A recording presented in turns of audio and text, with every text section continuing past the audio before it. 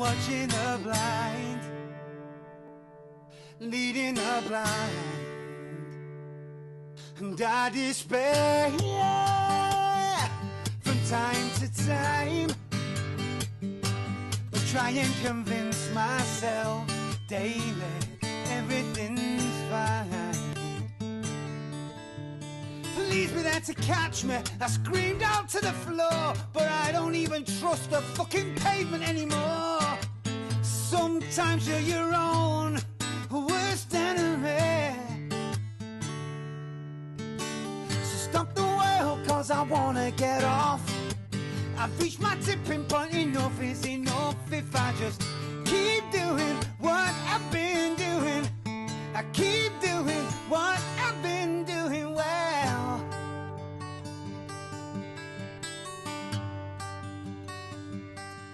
Whilst I'm physically able, before I'm mentally unstable, pointless people rule the day. Fuck you, Kim and Kanye, and my head's burnt with all the news and the dickhead point of views. So take your Facebook and your phone, sit in a corner all alone. Your apathy's impressive, you deserve everything you get. If you think this shit is scary, then you ain't seen nothing yet. Sometimes you're your own worst enemy. So stop the world, cause I wanna get off. I've reached my tipping point, enough is enough. If I just keep. We are living in crazy times, watching the blind, leading the blind. Don't look at me when you sing that. And I despair from time to time, but try and convince myself daily everything's fine. Please be there to catch me. I screamed out to the floor, but I don't even trust the fucking pavement anymore. Sometimes you're your own worst enemy. Stop the world, cause I wanna get off. I've reached my tipping point, enough is enough. If I just keep doing what I've been doing, keep doing what I've been doing well. Woo. Well, hello everybody. How are you this week? So me and Chris and Joel want to apologise for last week, which was a bit of a nightmare to be perfectly honest. Was it not? Gremlins? We had one of them, didn't we, Chris? Yeah. I need somebody. Help. Want somebody. That's right. Welcome to Anarchist this week, folks. I hope that you're well. Are you well? All that's important to me is that you're well. Oh, yes. Are you well? Are you well, Chris? I'm like a well. You look well. Thank you. Joel, are you well? I'm well. You look well, Joel. Thank you. There you go. So, folks, what's happened? What's happened? What's happened this week? No. Tell me who's born today. Tell me who's born today. Everyone knows born I want to know who's today. fucking born today, yeah. This day in history. Okay, right. This day in history, we have got not the dad, but the son. Right. This is. Oh no, it's not. It was Enrique. Which one was Enrique? Was Enrique he the was son? the older one. Iglesias. Yeah. Oh, Julio was the dad, wasn't he? Oh, right, yeah. Was he? Anyway, Enrique, he's quite fit actually. What do you think? Everyone to their own. Each to their own, dear. Each to their own. He was born in 1975. Yeah, whatever. And we've also got somebody you really love, Who's that? Norman Lamont. Norman Lamont.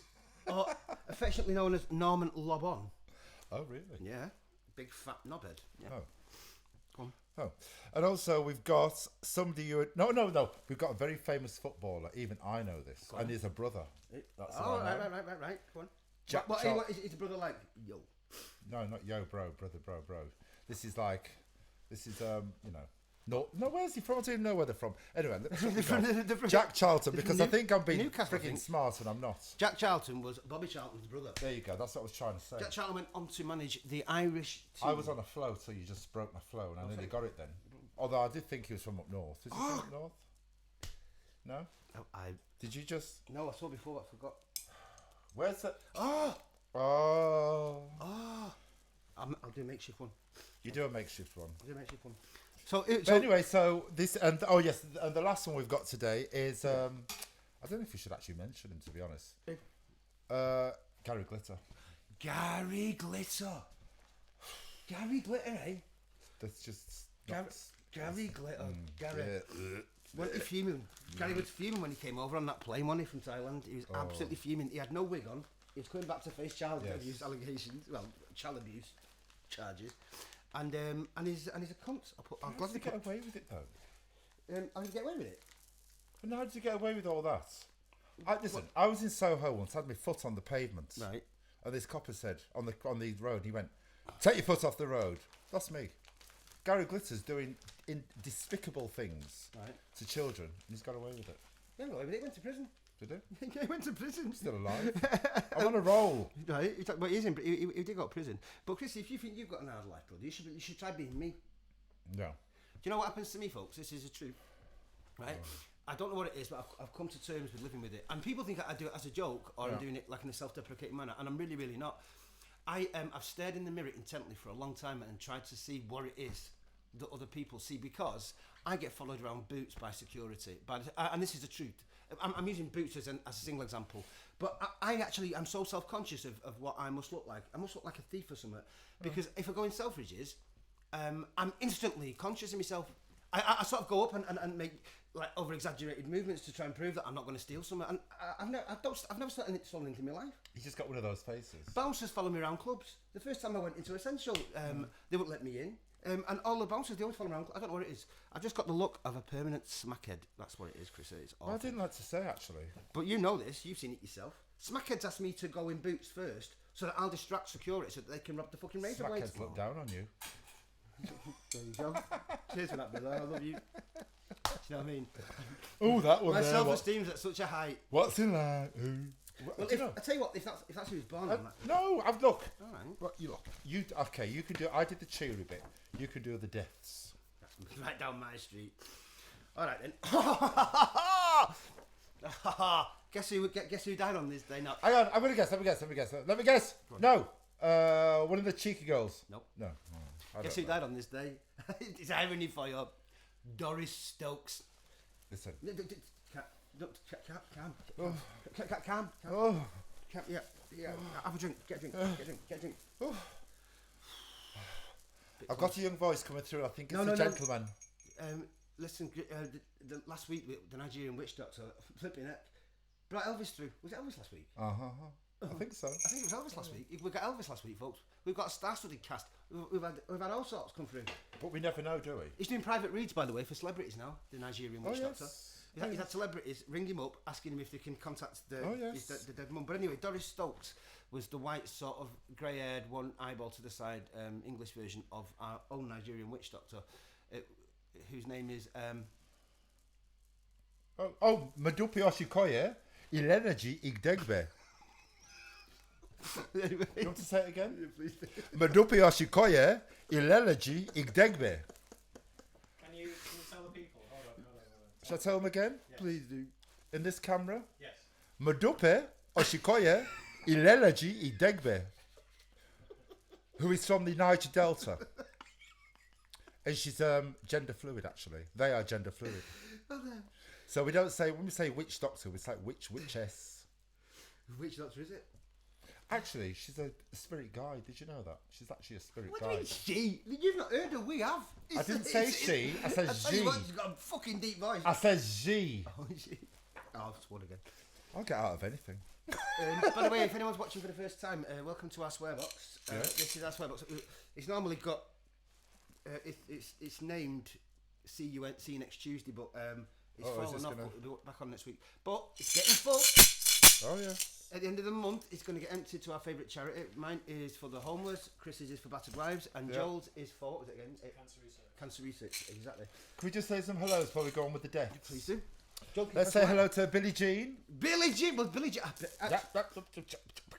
Billie Jean. We'll do that in a bit. We've got Mike Gately, Danny Hey, Hardy. Mike. How you done it? Oh, Mel.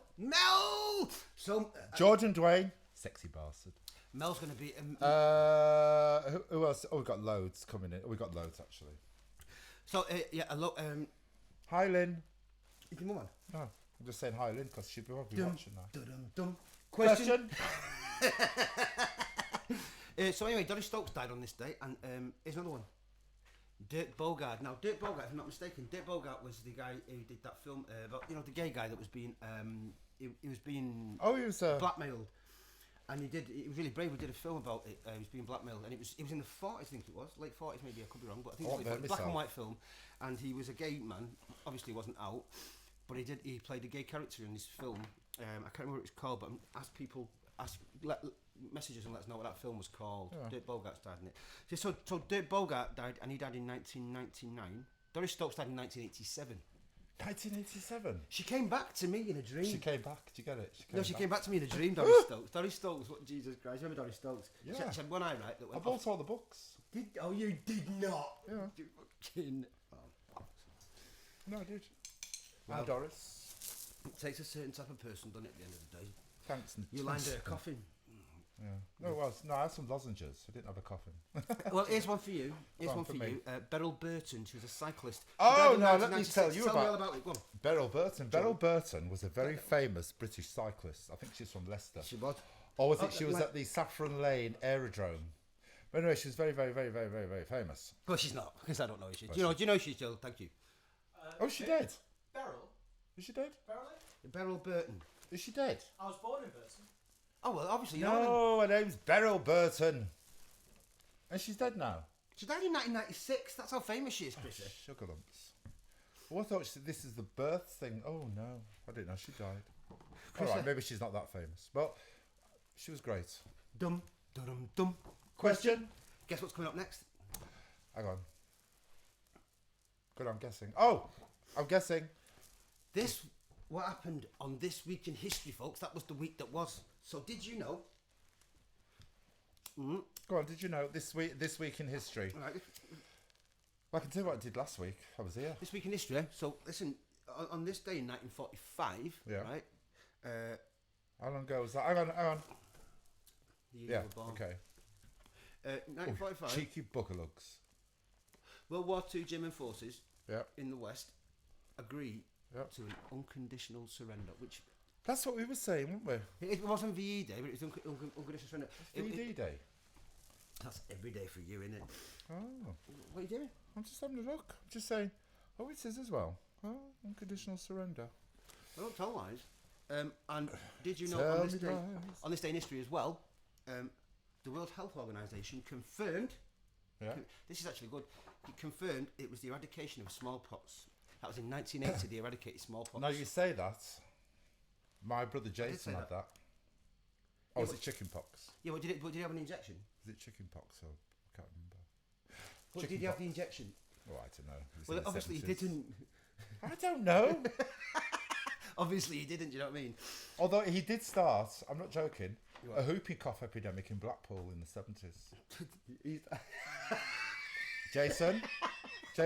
Wait, Where am I? who You told tell you him. that? Oh, he did. Oh, I'll tell you. Oh, right, okay. what do you mean he did? No, I'm going to tell you. Right, we went to Blackpool in the 70s. It was with gingerbread. It was a one-parent family. I know gingerbread. Yeah, it's support for single-parent mothers, Yes. wasn't it? Yeah. And God love them. They put us in a... Amazing they organisation. put us in a caravan, which was like 20 miles outside Blackpool. But it didn't matter because we was living up north. And That's trust an me. holiday, brother. So even though it's freezing cold, it was in October. So we went to Jason got ill with a whooping cough, and next thing we know, there's a big epidemic broke out in Blackpool. But the highlight of the whole thing was we went to Louis Tussauds. You know Louis Tussauds? Yeah. Not Madame Tussauds, Louis Tussauds. But we couldn't It afford. was the bottom end of the lane version. Well, we couldn't afford to all go in, so we had to draw straws, and whoever drew What, the like with longest pencil? straw. I'm ignoring it at the moment. Whoever drew the longest straw had to go in, watch the exhibition, and come out and tell us all about it. My mother won. She went in and come out and described it to us, and do you know what? We was all excited. Really? Anyway. that's my Anyway, little- yeah. Well, anyway. Blackpool whooping cough and Louis Tussauds. But I don't believe that your brother started whooping cough. No, he did. I believe that you started like clap. You started VDs. But I don't believe that your brother started. And on this day in history, folks, the Thames Barrier was officially opened. That was in 1984 by none other than. By who? I can't even. our queen. Oh, I wish I was there. Lizzie. Our Liz. Our good old... Don't turn into Davy Dyke. What, I'm not start wearing shell suits? No, what you don't turn into Davy Dyke. So Lizzie opened up the Thames Barrier, which is there to protect London from flooding. Hi, John Barry. Hi, John. How you doing, brother? You good? Yeah. So that was events in history this week, Christopher. Yeah. And it was in history, but this week. Oh. What's happened this week, Chris? Tell me what's happened this week. Hang on. Yeah, here we go. Brexit. Oh, Interesting fact. Can I just finish this, please? Hang on. Other side.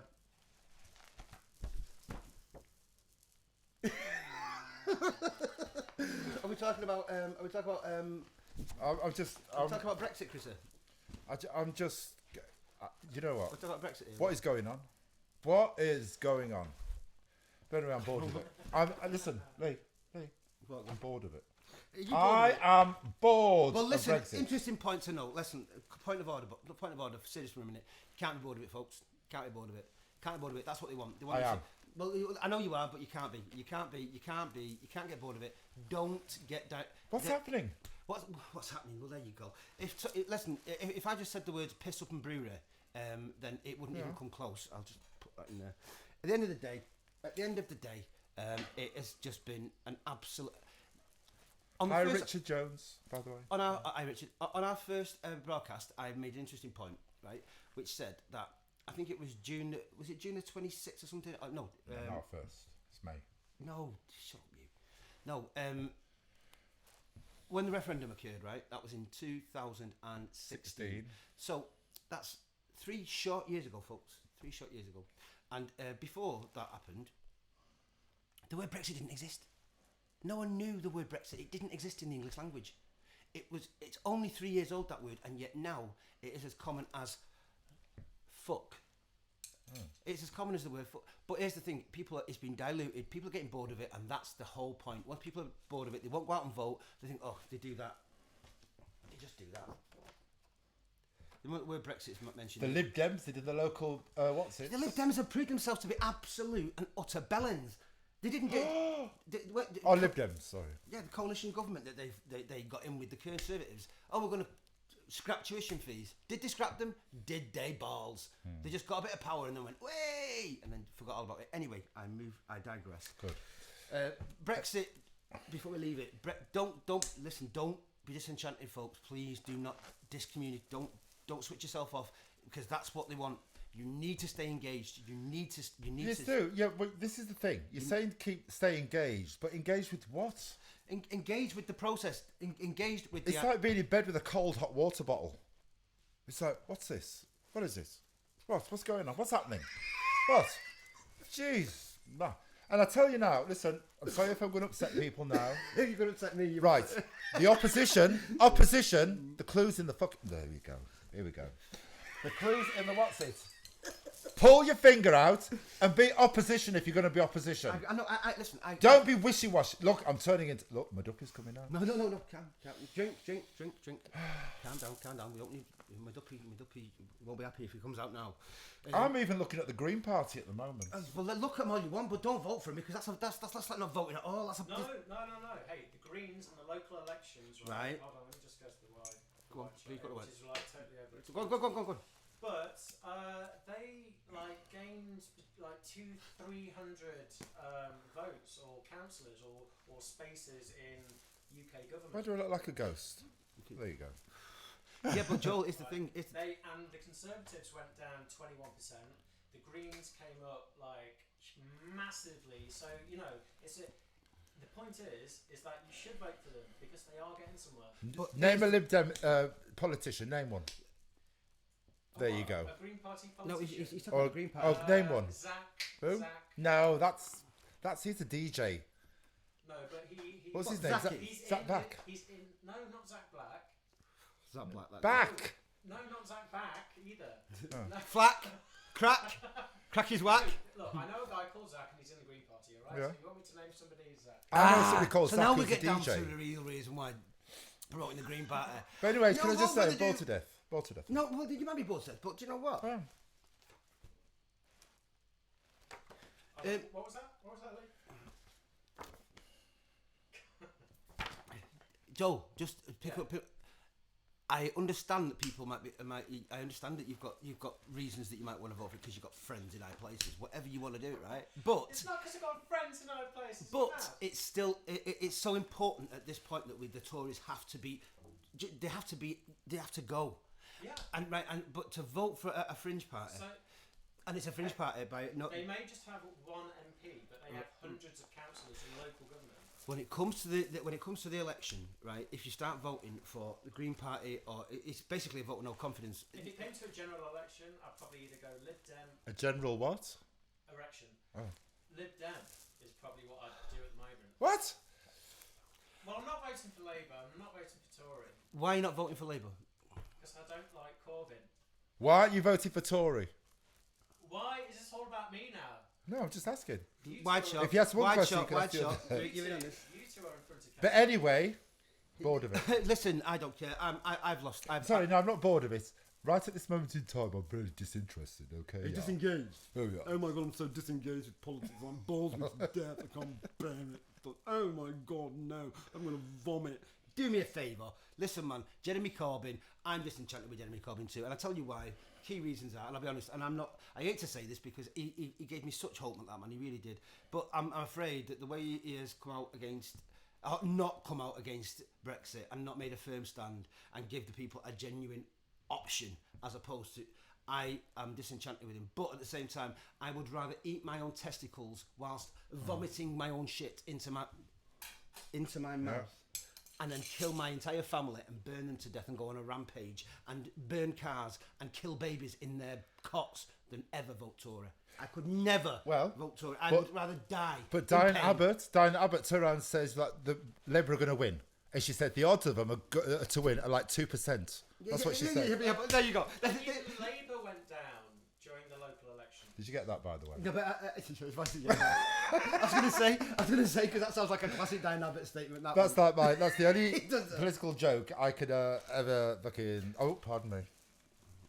Yeah. Question. Question.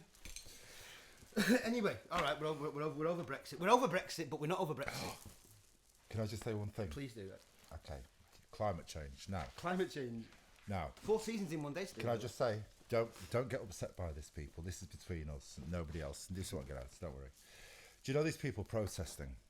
Oh, Chrissy, please. They're doing a great job, and we need to do drastic things. Otherwise, we're all going to die in the future and all this stuff. We're not going to die anyway. But go on. But I have to say, the cynical side of me, like this, and you know, I'm not having a go at them. I'm just joking.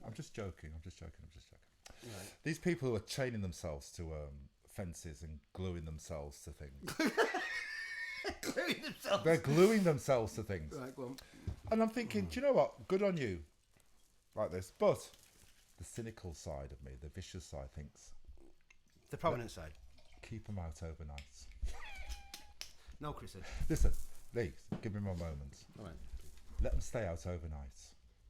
And then when we go back in the morning and they're there frostbite and all this, I'll say, do you know what? You fucking protest. Oh, shit, there we go.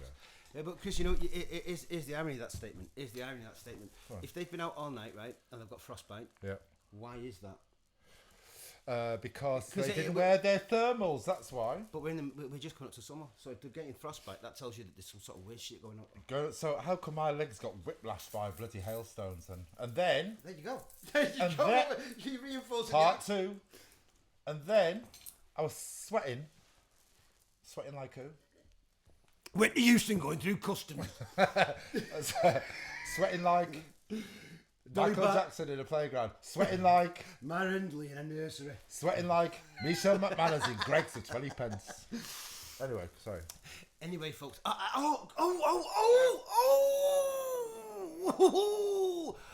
Anger about... Before you say that, did you know... Go on. Your mother's got a bee's nest in the walls. Well, that's the last time I got to Mum's house. Do you know what my serious phobia is? I've got a phobia against bees. And do you want to tell you why? I'll be quick, but I'll tell you why. Years ago, my nana, we used to go to my nana's on a Sunday, right? I mean, Nana's back garden in the summer, it was like a sun trap. I mean, Nana was, she's got like this banking with lots of grass, right, and stuff like that. And she was up on the banking, it was a summer's day, and she's up on the banking, and she's pulling weeds, right? My Nana's up on the banking, and she's pulling weeds out, and it's got glory. Your Nana's doing what? Pulling weeds. Pulling weeds out. And his thing is, this is all true. The next minute, we lay there as kids, and the next thing is, we just see my Nana jump, right, off the banking, like an Olympic hurdler. And as she jumped, in one movement, she jumped and she pulled her top off, right? What?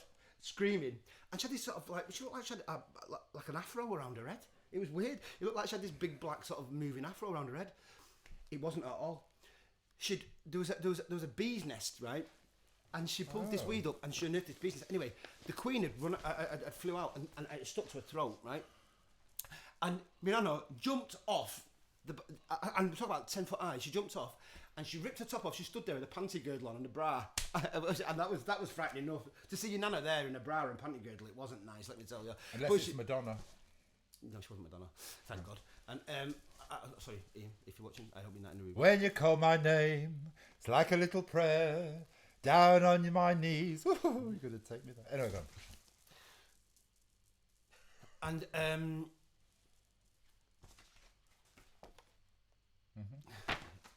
She jumps off, and anyway, she'd unearthed the bee's nest.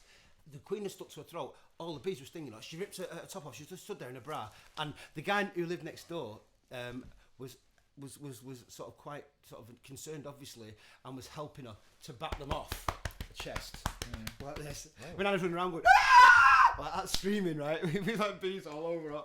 And ever since then, I swear to God, if I see even the colours yellow and black together, I just do that.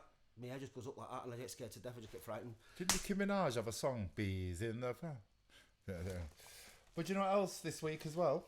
What, Chris? Keith Flint. Can I just... No, I have to say this, right. The headline is, Keith Flint from Prodigy. Yeah. They found cocaine in his system. Now, can I just do my reaction when I heard that? Are you watching?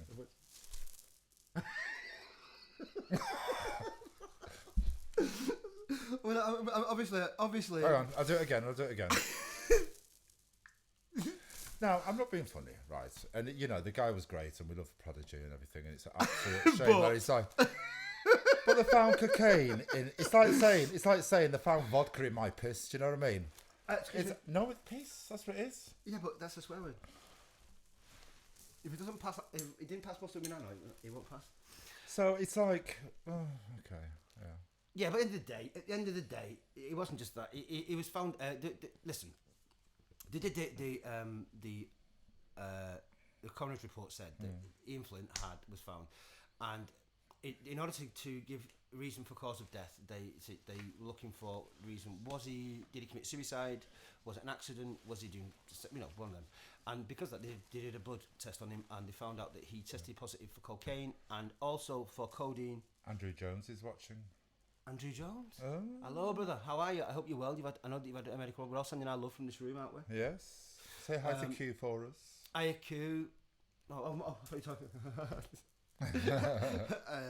But yeah, he also tested positive for codeine, and he also tested positive for alcohol, which says to me... He's had cocktails. Leave him alone. It's not... But unfortunately, the part that I find upsetting is the fact that the media have actually reported that, because he's got a family there that are mourning him. And it's just very tabloid. It's just very, very tabloid. I think it's sad. But nobody actually cares. People out there going, yeah. I tell you what people do care about, Chris. What? Raise a glass, Chris. Raise a glass. Where are we going with this? Is he taking the mickey? I'm not taking part in this.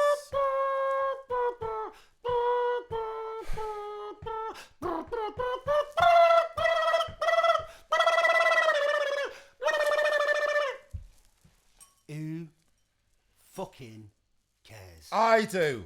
I don't. Then, do you know what? I don't. Put your dummy in.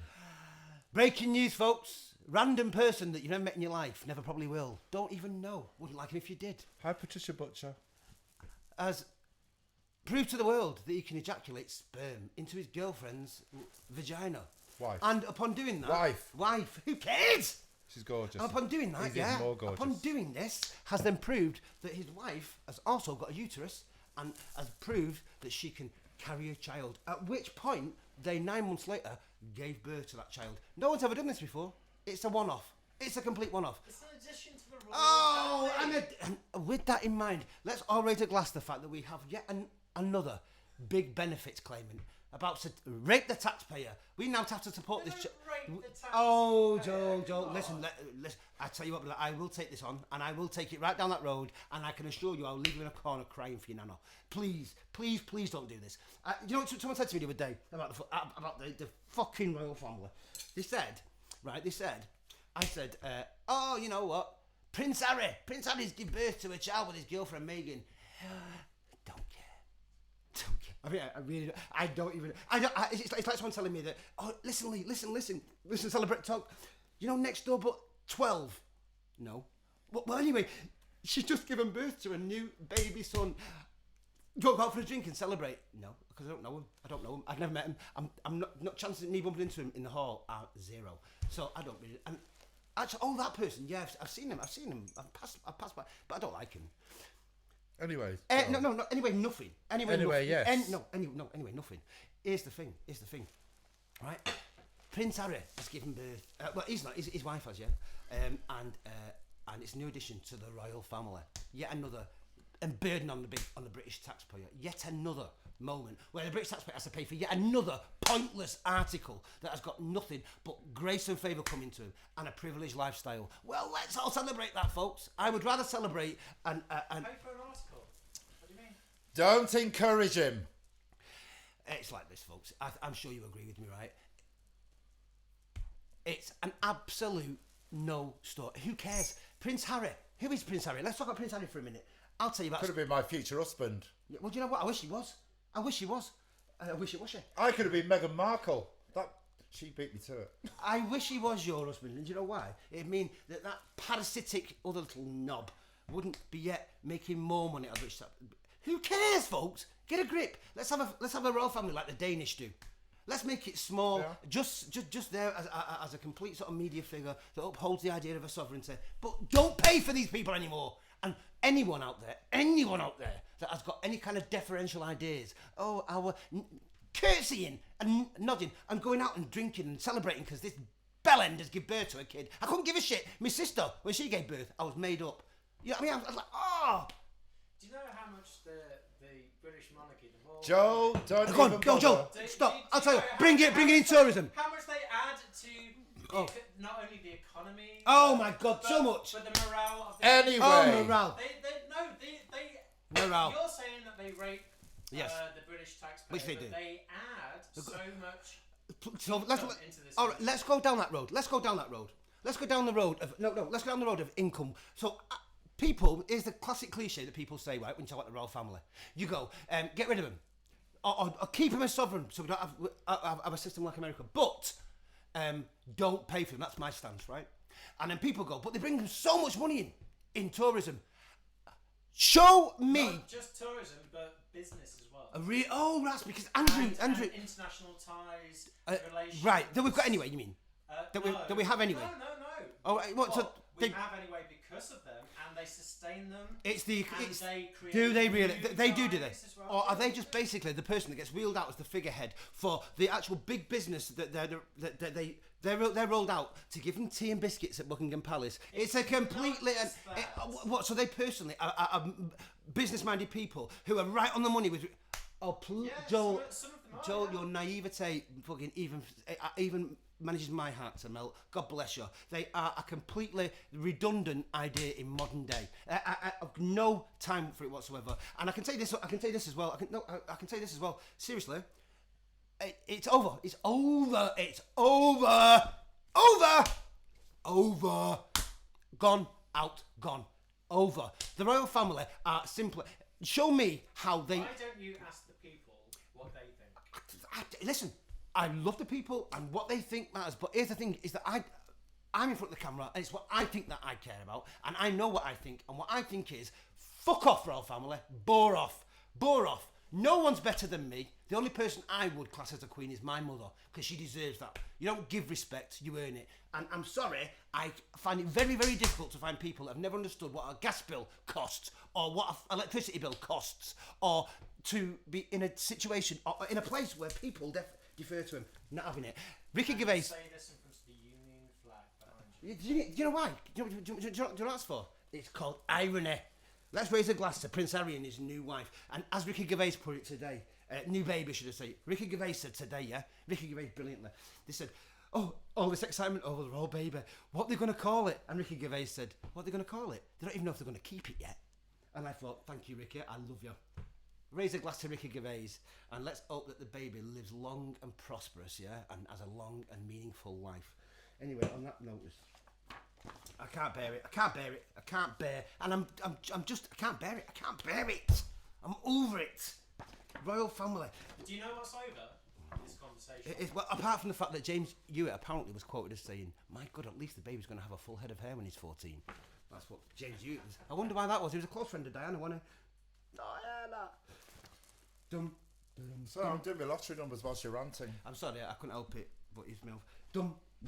Dum. Fucking question. It's time for Anarchist Stamp. Anyway, congratulations on your baby.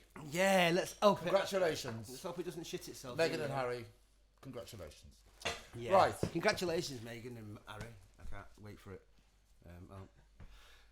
Dum. Question. Dum. Question. Anarchist Stamp.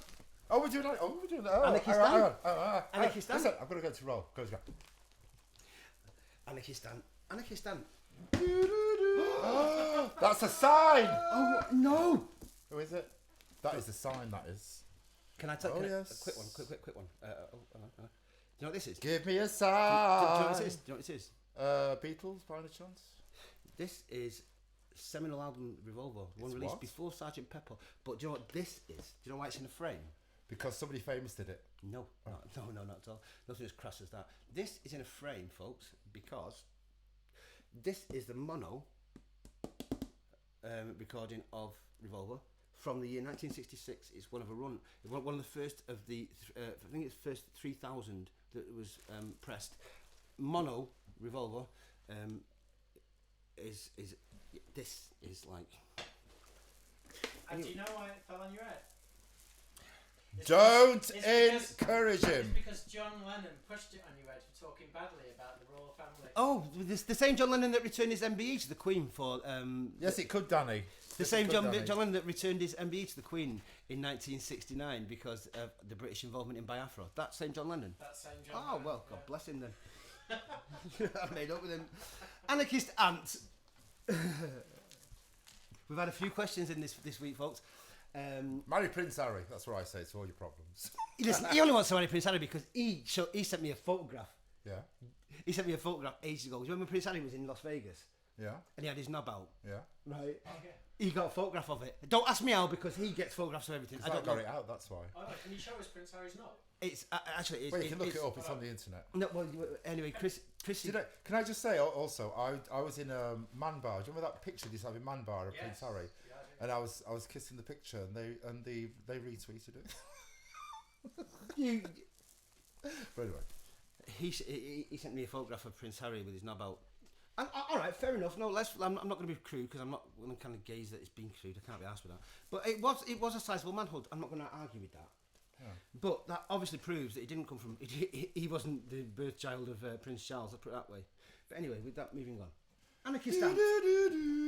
This week we have. Oh, right, okay. Hang on. Let me get the right angle. Have we got a good angle? We've had a few questions in this week, and I'd like to say thank you to Sybil. Sybil from Maidenhead. Don't ask me how someone from Maidenhead is watching us. It must be one of our friends. But anyway, thank you very much for sending in the. Right, Sybil. Right, Sybil. My name is Sybil. I'm a 48-year-old woman from London, and me and my husband used to have sex 3 or 4 times a day. But nowadays, if it happens once a month, it's a miracle. It's a miracle. It's a. And it seems to have started to decline when we employed Frida, our 21-year-old Swede.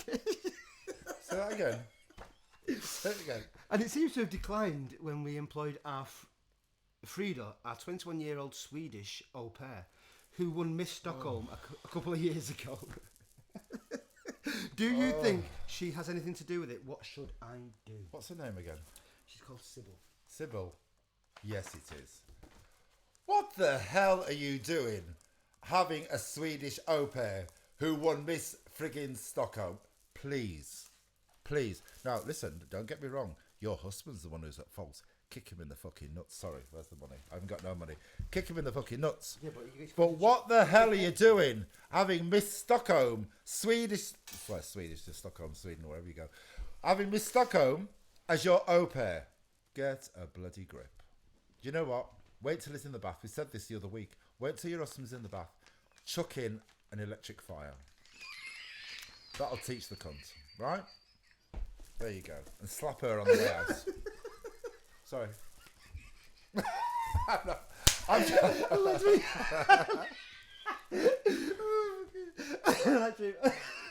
fucking too right. I love an electric fire in the bath. But don't do it though if you're on a low income. You'll have an electric surge. You'll have an electric surge. Did you used to mess with your meter years ago? We did. Yes. What's the statute of limitations? What is it? It's well gone. You know what I found out when I was in junior school?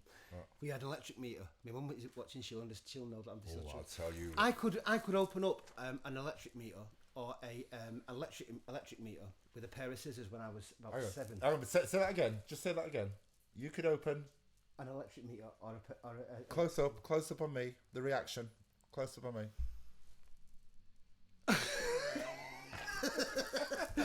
I could own with a pair of scissors, but I also found out that years ago when I was in school, do you know they used to teach you what coins were? They used to give you like plastic versions of like a 50p piece or a £1 coin. No, £1 coins weren't there then. Mr. Kane and Chris Kane, how are you, Bab? You have all right? You have a brother? Sorry. Don't understand the word of that. But they used to give you like plastic coins, that were the same as a 10p or a 5p or a 50p. And I took some of these. I took some home one day from school, and I took a 50p home, and we had an electricity meter. We had a television meter that used to give you like an hour for 50p. And I do you remember that? Yeah. And I took this plastic 50p home, and I tried it in the television, and turned it, and it went through, and it gave us an hour. I can assure you there wasn't. I can assure you right now, there wasn't a single, not one single junior school in the whole of North Manchester that had any 50p left. I swear to God, if your mum was watching this, you'll know I'm telling the truth. The man would come to empty the television meter, and he'd open it up like that, and he'd put out, and the first time he did it, there was like 3 in there. He'd look at us like with a disapproving look like that, and put it on one side, and then. But by the time it about 3 months later, it was just like all plastic coins. But anyway, Anarchist Ant. Got another one. Dum. Question. Got a question for you. My name is. You got a what? Dum. Question. My name is Chanel, and I'm from Birmingham. God bless her. It's not your fault. I want to follow my dream of being a Beyonce tribute act. Bum. Question. Okay, I can't sing. I've only got one leg. She's only got what? She's only got one leg. What's that got to do with singing? Exactly. Right. She's a Beyonce tribute act. Yeah, and? We'll get into that in a minute. Right. With one leg. Beyonce. Beyonce, not bouncy. Beyonce. Go on. Listen. I want to follow my dream of being a Beyonce tribute act. Okay, I can't sing. Oh shit. And I've only. Oh, sorry. What's mine? And I've only got one leg. Whoops. And everyone says I look like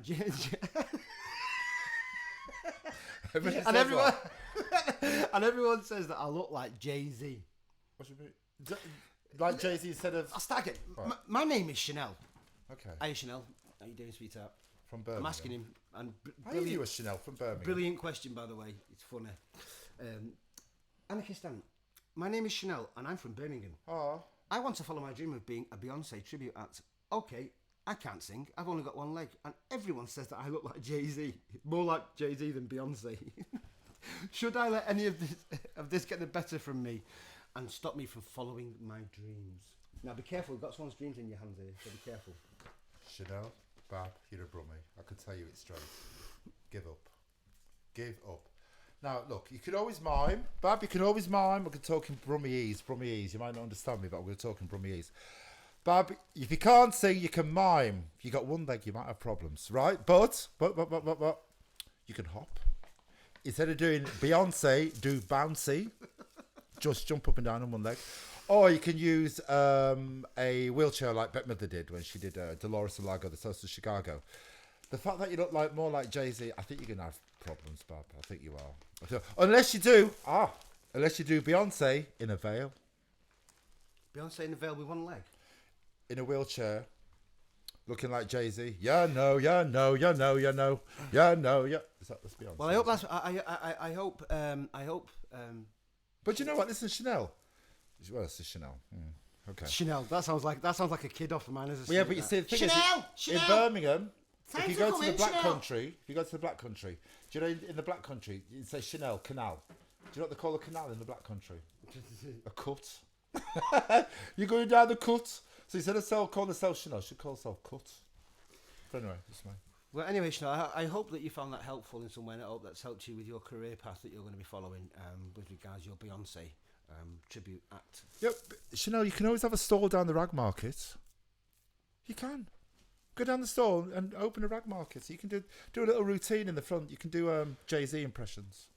I'm not too sure that was too helpful, Chrissy, in terms of her career path. Look, if you're going to do a Beyonce act, you've got to at least be able to sing, at least one of them, sing, dance, or look like her.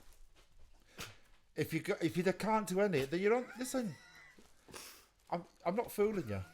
You got to know this, Bab. It's like with your kids. You know, your kids are like really shit at something. Oh, shit, sorry. When your kids are really shit and they're really, really, really, really bad, don't encourage them. Just tell them, do you know what? That was nice, but try something else. That's what you got to do. Well, look, Chris, I'm not too sure. But in the words of Mummy Dearest... Yes, what is it? But no one said life was fair, Tina. Oh, What have you lost? Chris, hang on.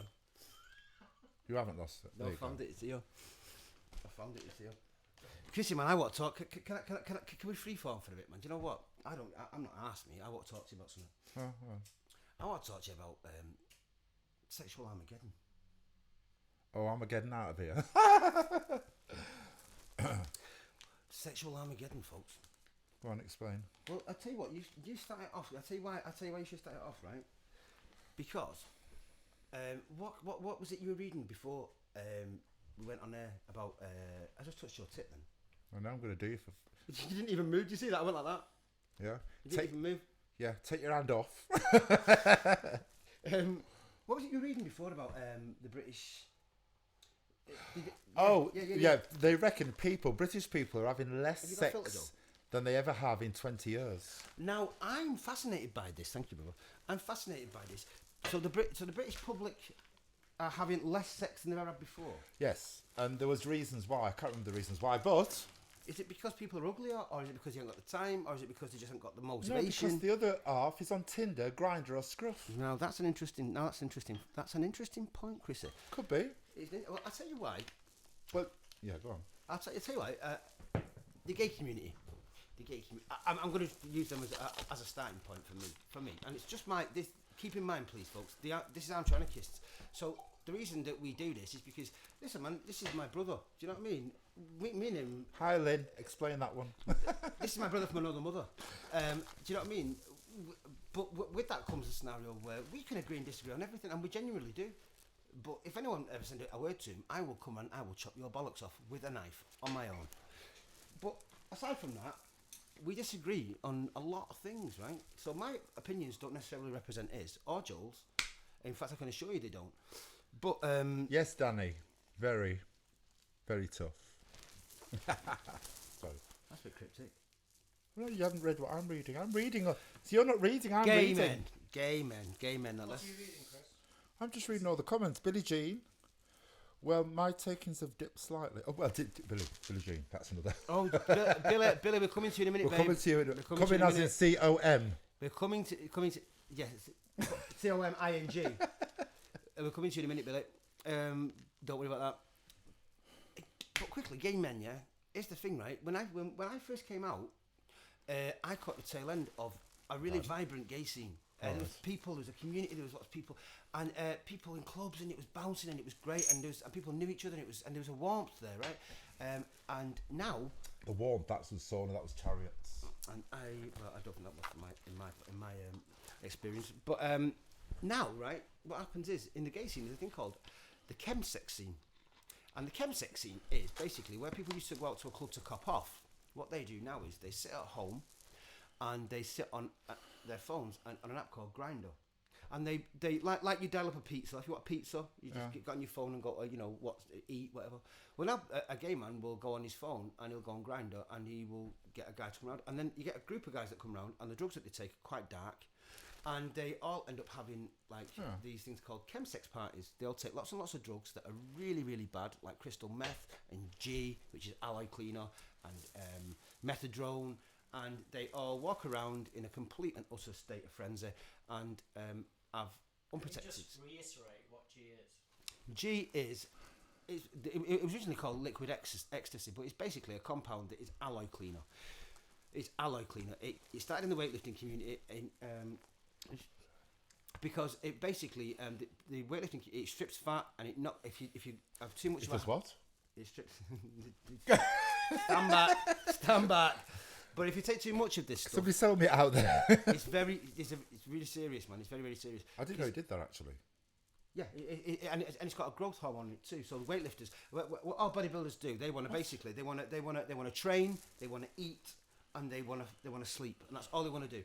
And this drug seemed like the manna from heaven from them, because it stripped the fat, and if you took just over the amount that you're supposed to take, it knocks you into a coma. When I say the word coma, I actually mean it sends you into a coma. And worse. It sends you completely into a coma that you might not come out of, but it wasn't known at that time that's the case.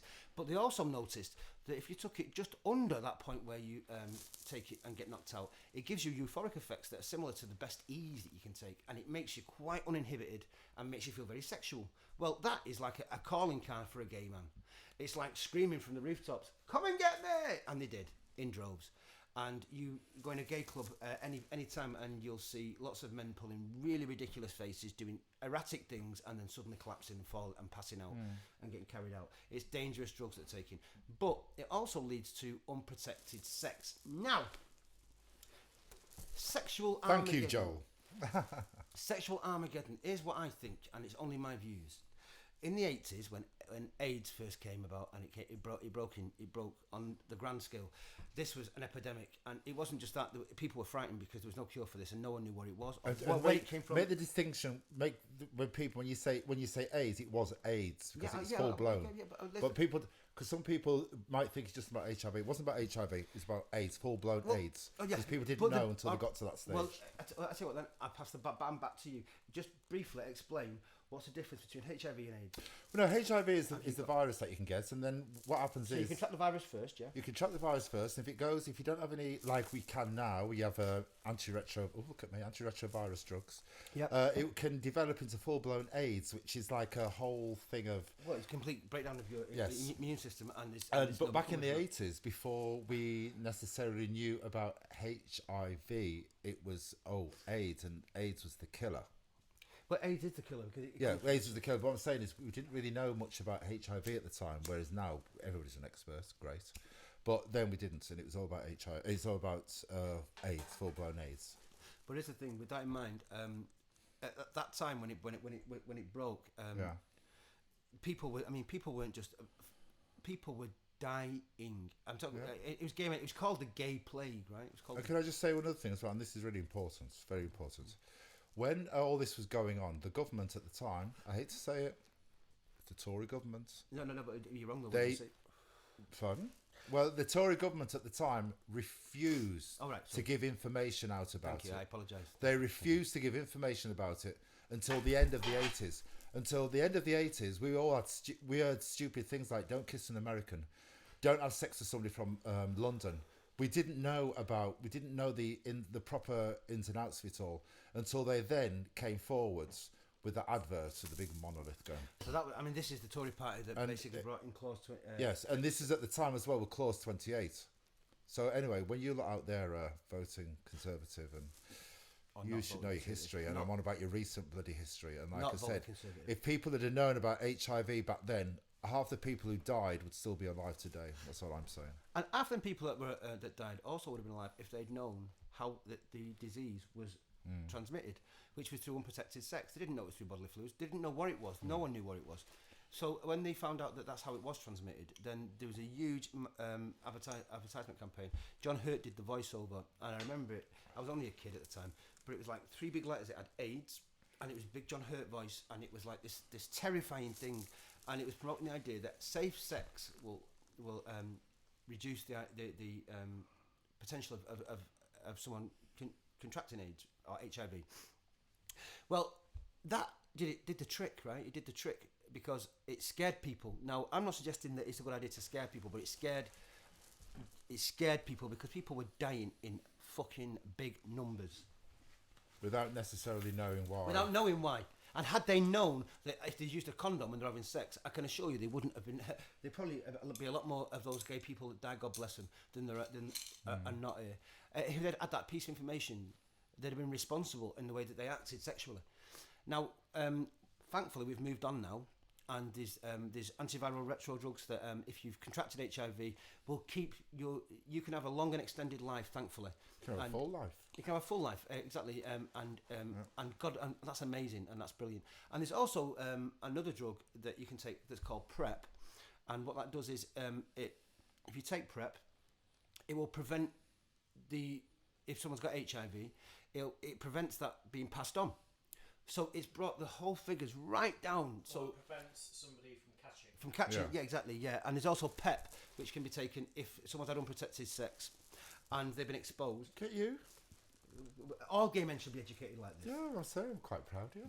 But or you can take PEP, which means that if you've been exposed to the virus within 48 hours, then you can take this drug, and you have to take it for a week, and it reduces, but I think it's like 90% the chance of you contracting it. Now, this is all brilliant. This is a really positive move forward.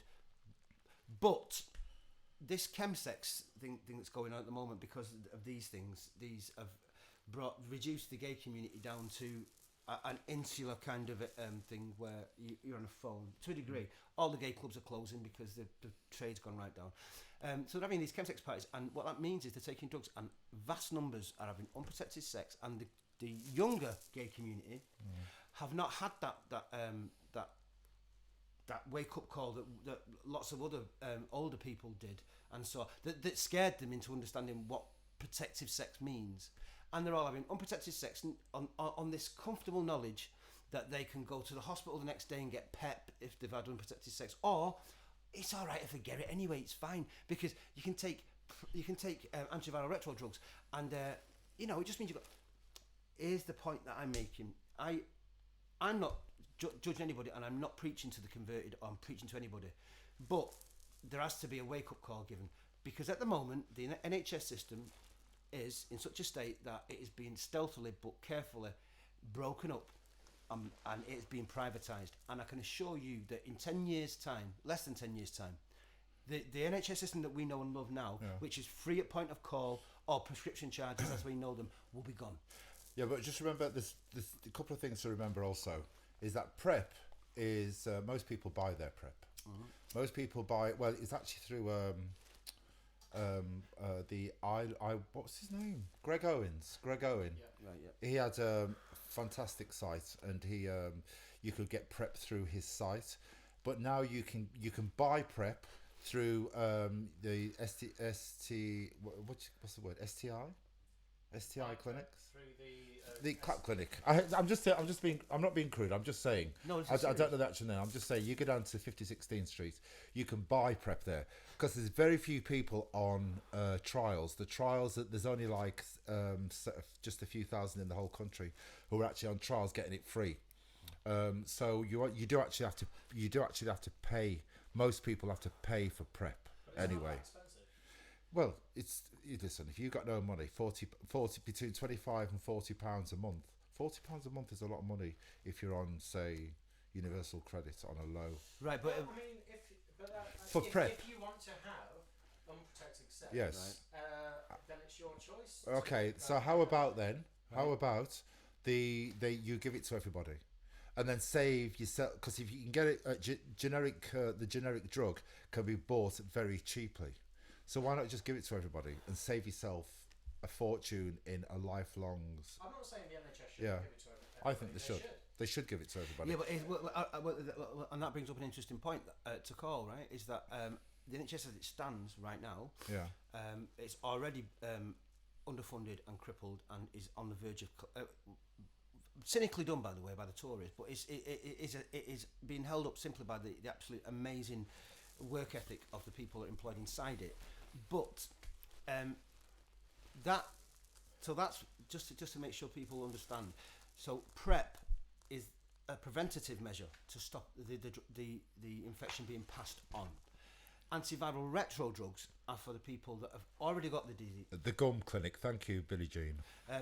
Antiviral retro drugs are for people that have already got HIV, and it prevents it from like killing them basically and turning into full-blown AIDS and killing them, and it prolongs their life. So there's two different distinctions that need to be made here. PrEP is preventative, and the antiviral retro drugs are the ones that sustain life. Now, this is the key point for me, is that your generation and my generation, which are the generations that saw that commercial, understood, because at this point those drugs weren't available, so people were dying and withering away in front of your eyes. Let's say when I was in Birmingham, because I was living in Birmingham at the time, you go out in the late 80s, Yep. and you go, hi, where's so and so? Oh, he's died. But it was as if there was like a war or something. Tom, and it was Chrissy, man. there was people just. I wasn't out. Yeah, but this doorman, this barman, this guy, that guy. There were some guys who used to go cruising around certain areas in Birmingham. All of them dead. It was awful. Well, awful times. Do you know when it actually, truly, honestly, sincerely hit home to me, the absolute horrificness of what I it was my first tour with Tom Robinson. It was way back in 2000, Yeah. and during the tour we were obviously in different towns. And one day Tom said, "I've got to go and see a friend. Do you want to come with me?" So I said, "Yeah," and he said, "Keep in mind I wasn't out at the time, folks, right?" And I said, "Yeah, I'll come." And he said, "I just want to let you know, he's got AIDS." Who was with me? You was with Tom. Yeah, friend of Tom's. And he said, "I want to let you know that he's got AIDS, right?" So I was a bit like taken aback, but I went, "That's all right." We went to this guy's house, right? Oh my God, I swear to God, I could cry now even fucking, even talking about it, because this man was in this house, and we walked in, and this man was basically, I have never seen anything like it in my life, and it's the truth. I'm not being dramatic or being melodramatic. It was a skeleton with skin stretched over it. Every single bone that is in your face, right, that you don't know, because if you've got a face like mine or his or whatever, there's nothing. There was no muscle there. It was just bone and skin. This man was laying in bed. He couldn't move. His spirit and his soul and his personality was there, and he was a lovely, beautiful, warm human being. But he was in the last stages of AIDS, and I remember I spent like 10 minutes, 15 minutes talking to this beautiful man, and then I walked out the room and I broke down in tears and cried my fucking eyes out, because I was devastated by what I'd just seen. It was horrific. I've never seen anything like it, and anyway, that brought home to me quite clearly what AIDS can do. And nowadays, you've got a younger generation of gays that are going out and having unprotected sex and being very nonchalant about it, on the understanding that they can go and get these drugs that will, even if they catch it, it's fine, without understanding the actual true weight. But the thing is, though, the problem nowadays is that a lot of people, we live in thankful times of PrEP and antiretroviral drugs, but the problem now is that a lot of people they don't protect you against other STIs, and they're too nonchalant with regards to their sexual, the responsibility for themselves in terms of sexual health. And this is only my view, right? I want to make it very clear. It's only my personal view. I'm not judging or making comments about anybody, but it's an absolute fact that the generation of gays that I've seen now that are out doing their thing, they have a severe lack of understanding with regards what HIV and AIDS actually is, what the actual full ramifications of picking up that disease actually is, and what the simple case of using a condom whilst having sex actually means. Yes, because the reason is because they've got the safeguard of antiretroviral drugs and also PrEP, and this is why this is like saying, do you know years gone by when and it's always women who were in the house who had to do all the washing and this and that, and all of a sudden a washing machine came along, and it was like, wow. Yeah, well, this is amazing. I understand what you're saying, but it's the thing. This is what happens. No, they've got it. They and their mentality. A lot of these young kids is that, oh well, you know what? If it happens to me, I'm fine because I'll be able to do it. Exactly. Thank you. That's exactly what I'm saying. We agree on that point. What the point I'm making is that I can see quite clearly that at the moment, if someone has contracted the HIV virus, right, then they get antiviral retro drugs, and at the moment they are free on the NHS. But, and this is the big categorical massive but, that is not going to be the case in the future, and I'm talking about the short future, not the long-term future, in the future, because prescriptions full stop. The idea that you're going to get them free, it's not going to be that way, folks. And if you need a drug that enables you to live on a day-to-day basis, like for instance diabetes, there's cases now where people who are diabetic who have to take drugs to stay alive, they at the moment there's all sorts of news reports about it, about people who have to pay for prescriptions and have had to they're in serious dire straits because they're having to pay for their insulin over food. It's a crass example, but it's a good one. They have to take that insulin to stay alive. If you are someone that has contracted HIV and you need a drug that means that you are going to live on a day-to-day basis, at the moment it's cool, it's free and it's easy and it's cool, no worries about it. The point where that is not free anymore and you have to pay every single month for your month's supply of those drugs, then it might suddenly register just what you have done. You need to be less blasé with your sexual health. You have to be responsible for yourself. The straight community too. Well, this is it's the thing. Because they don't know. A lot of the younger ones don't know because it is not in their consciousness. And it needs to be. Well, this is the people are living in the now, and they don't see what may happen in the future, in the very near future. They don't see that. And is that good or bad? Well, it depends, because the thing is, if God help the day, if that ever did happen, then people have to change the ways.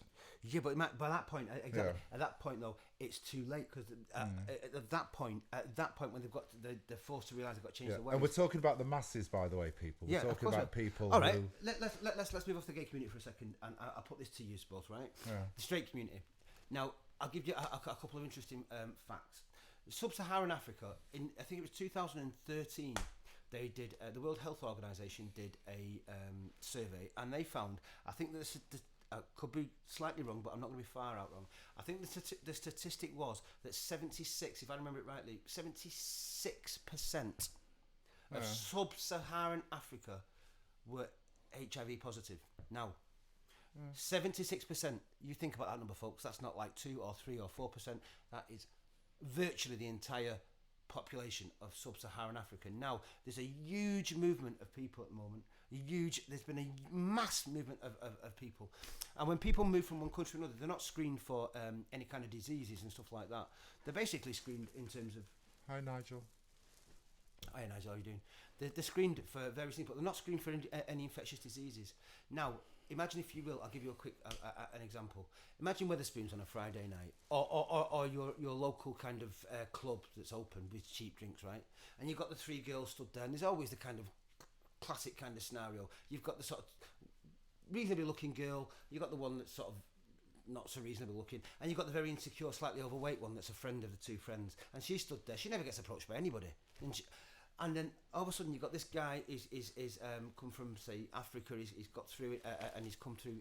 He's living in the UK, and he's waiting on his immigration, whatever.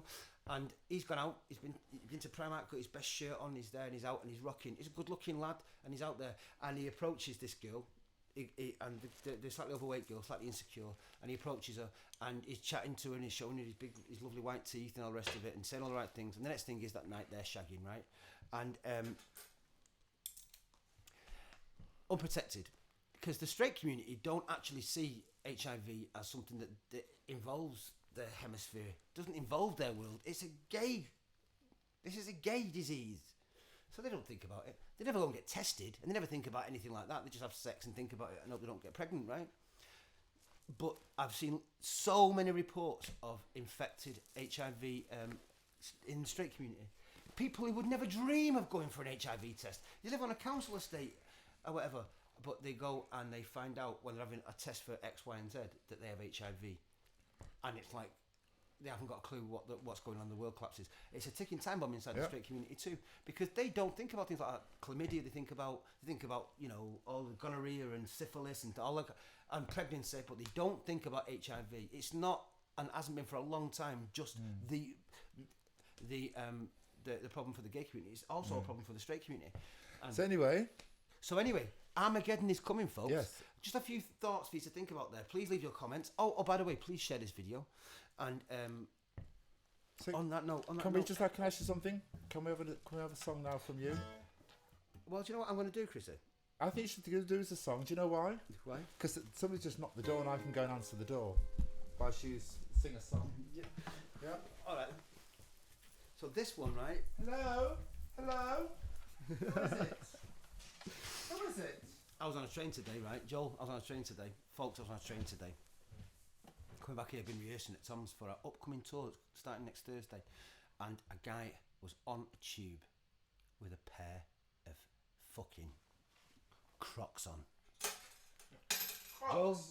Joel, I did not know whether to shit or be sick. I was this close to knocking him out. I've worn a pair of Jesus sandals before, but never Crocs. Listen, I'll let you get away with Jesus sandals, but Crocs, man, they are hideous, and they are the greatest single crime against humanity. With that in mind, I thought about this one.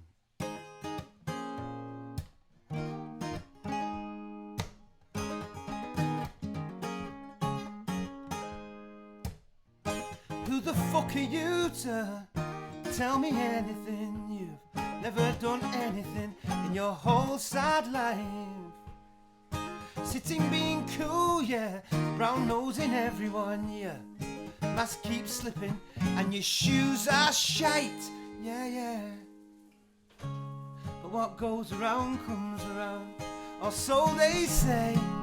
Always the last one to get picked at games. What are you called again? I can't remember your name, and I can do without your words or wisdom if it's all the same. I don't need to hear what's on your mind. Start using your own words and stop stealing mine. I don't need to hear what's on your mind. What are you called again? I can't remember your name, and I can do without your words or wisdom if it's all the same. Yeehaw! Woo!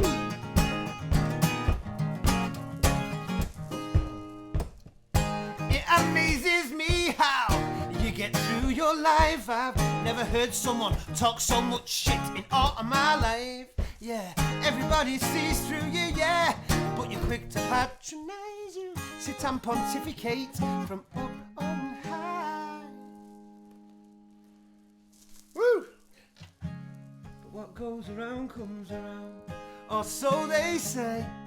Always the last one to get picked at games. What are you called again? I can't remember your name, and I can do without your words or wisdom if it's all the same. I don't need to hear what's on your mind. Start using your own words and stop stealing mine. I don't need to hear what's on your mind. What are you called again? I can't remember your name, and I can do without your words or wisdom if It's all the same.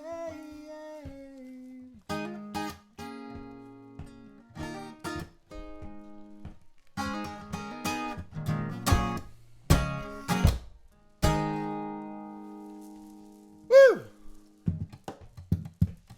Oh, where am I? Oh, who is this? Where am I? Where am I? Back up your bitch in that camera. Where am I? Oh, who are you? Who are you, this white guy? Oh, my name is Majupi Oshikoya Ileleji Igdegbe. What is my name? Wait. My name is Majupi Oshikoya Ileleji Igdegbe. Don't you know me, son of a chief? Oh, I got this voice coming through. I got... Who is it? Who is it? Oh, I got this... Who?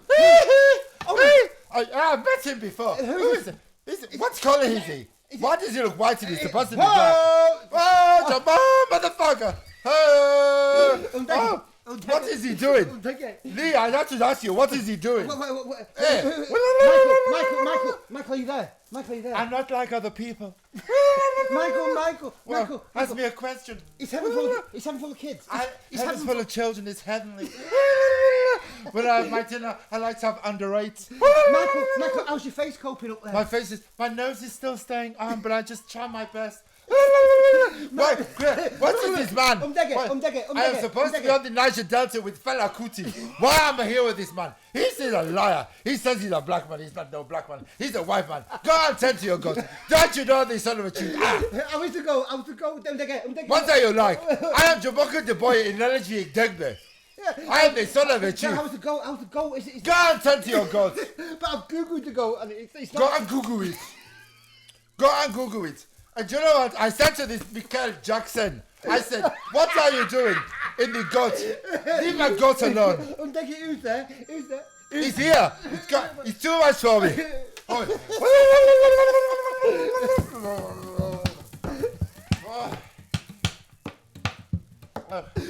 Anyway, what happened then? Oh, Chrissy. So it's ringing. What's ringing? You called me. You just called me. It's Umdege. Oh, I'm having a call. It's Umdege. Hang on. It's Umdege. Hello? Umdege. But you know what? Umdege. What's that? Michael's what? Michael Jackson says thank you for being the spirit guide. Oh. Umdege, I'm sorry. What's that? Umdege says, go ahead, you goat. Yeah, but it's not me. It's Jamoka Deboye, Ileleji Igdegbe. It's not me. What's that? What's that? He said, go and Google it. Do you know what? I don't really know what he's on about. I'm glad to go. Sorry. Thank you for phoning me from the spirit world. I'm going to go. Can I just say something? So we've had Jamoka Deboye, Ileleji Igdegbe, right? Not to be confused with Jamoka Deboye, Ileleji Igdegbe. And we've had Doris Stokes. Now, I don't know about you, that's very like that. Listen, talking to Michael Jackson. Did he come through? Billie Jean. Oh. Did he rock your world? Yeah, he certainly rocked a few kids' worlds, that's for sure. But he didn't rock mine. Huh? I'd like to throw a rock at his head, but other than that. Billie Jean. Now then, folks. We have a sponsor on our channel now. We are moving onwards and upwards. We have a sponsor on our channel, and our sponsor, if I can find, is an escort. Oh, is that like a car? No. An escort. Oh, you know about Billie Jean? Billie Jean, exactly. Hi, honey. Billie Jean has sponsored our channel, and we listen. The thing about us is we've got a rule like to the Ten Commandments. We judge nobody. Oh, well. Apart from Michael Jackson. Not about Joe. And the Queen. Joe. And the royal family. Joe. And Theresa May. But anyway, maybe she's born with it. Maybe it's Theresa May. Dum. Question. Quick, Chrissy. If you needed to have, hang on. Listen, I need to do this. If you needed an escort for you. Yeah. What would you look an for? escort? I found Joe. Yeah, but no. But Joe, well, yeah. Billie Jean is an escort that operates, that uses her In service. what city?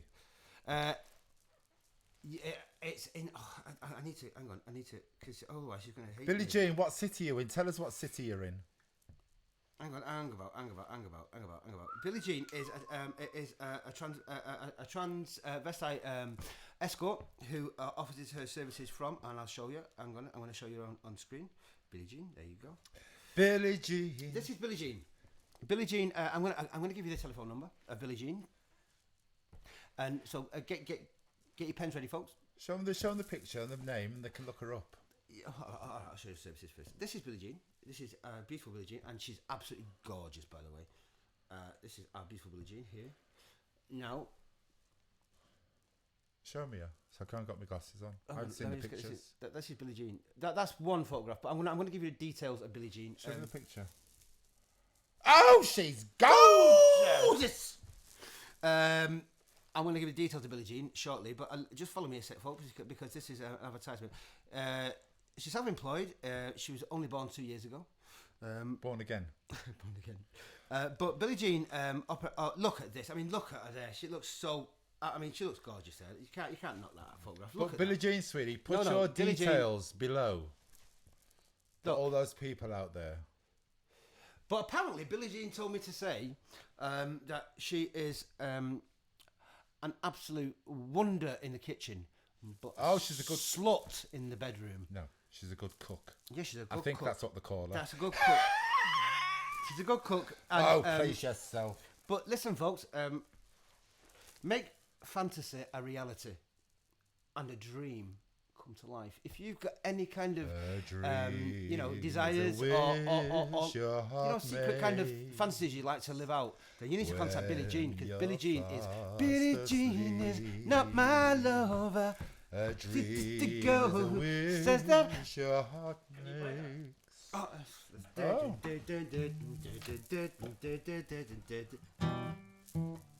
Billie Jean, she's not cheap. She'll give it to you for the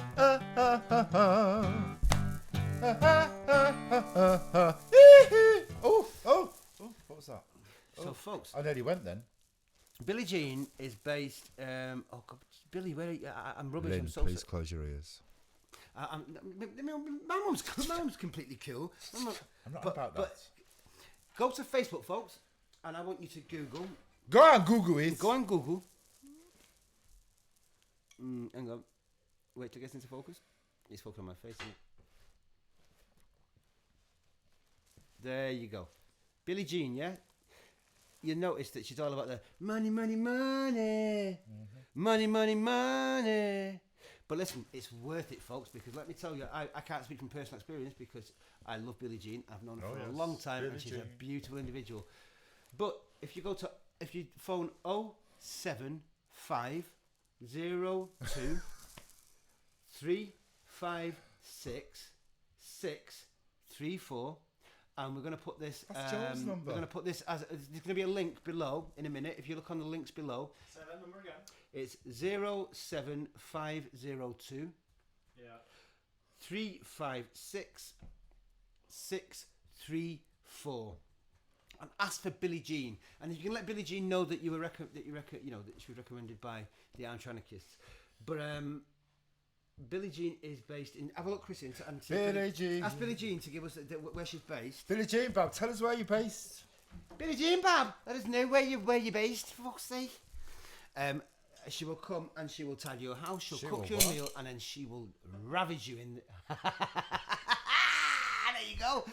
This is Billie Jean's number. It's 07502 356 634. Forget Comic Relief, folks. And forget Live Aid. And forget Band Aid.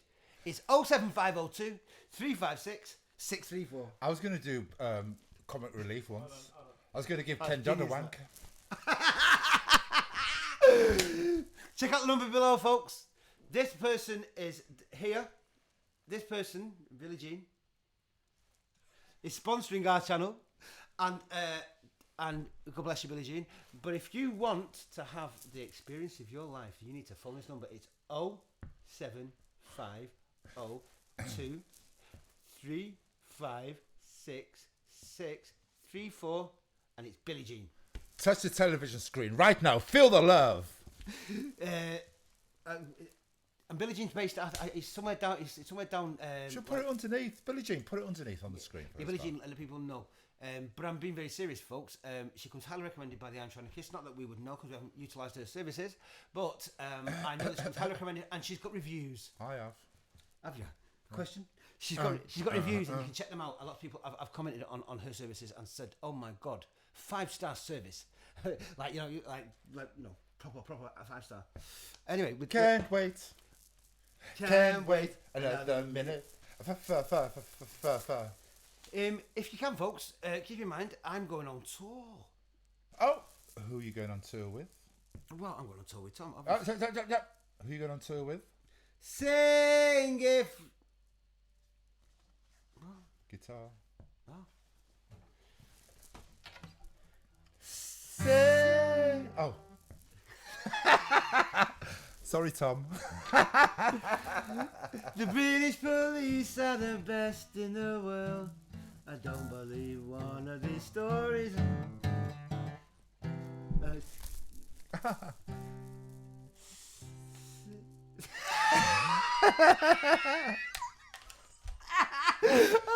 Let's get to the chorus.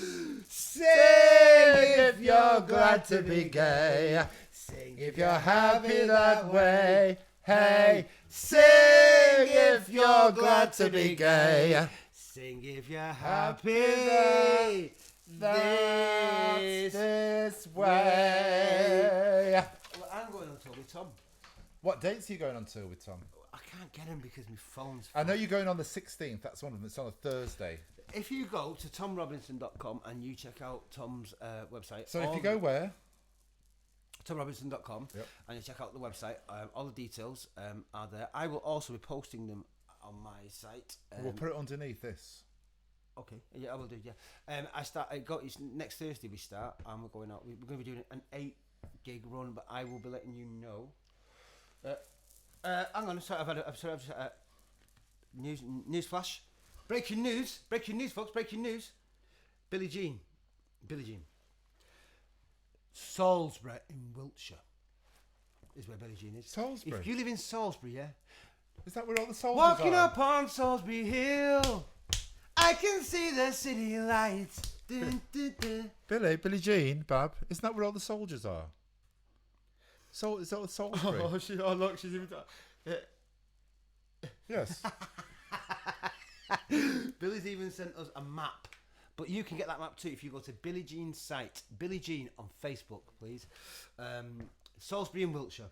On that note, folks, listen, we've well overrun. But on that note, I want to say this. Thank you, Chrissy. Thank you, Joe. Thank you, people, for watching. We Share are this. what? We are living in crazy times. Watching the blind. Don't look at me when you say that. Leading the blind. Oh, that's what I thought you said. And I despair, from time to time, but try and convince myself daily that everything's fine. Please be there to catch me. I screamed out to the floor, but I don't even trust the fucking pavement anymore. Sometimes you're your own worst enemy. Stop the world, cause I wanna get off. I've reached my tipping point, enough is enough. If I just keep doing what I've been doing, keep doing what I've been doing well.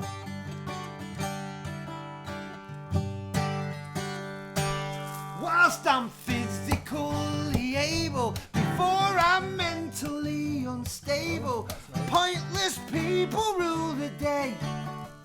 Fuck you, Kim and Kanye. Yeah, you can. And my head's burned with all the news and all the dickhead point of views. So take your Facebook and your phone, sit in a corner all alone. Your apathy's impressive. You deserve everything you get. And if you think this shit's scary, you ain't seen nothing yet. Sometimes you're your own worst enemy. Why, Chris? Stop the world. cause I wanna get off. I've reached my tipping point, enough is enough. If I just keep doing what I've been doing, keep doing what I've been doing well.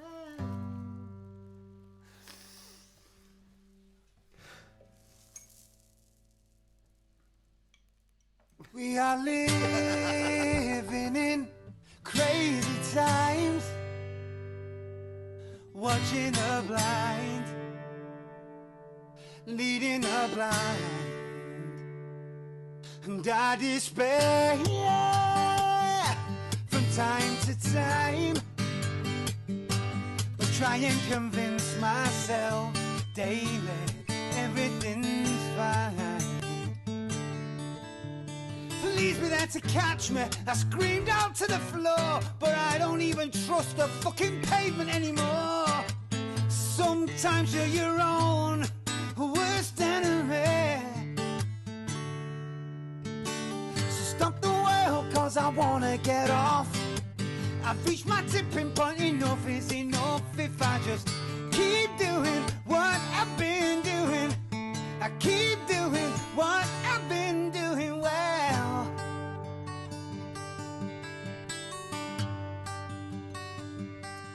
Whilst I'm physically able, before I'm mentally unstable, pointless people rule the day.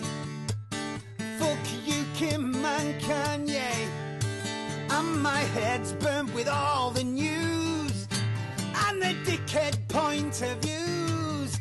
So take your Facebook and your phone, sit in a corner all alone. Your apathy's impressive, you deserve everything you get. If you think this shit is scary, then you ain't seen nothing yet. Sometimes you're your own worst enemy.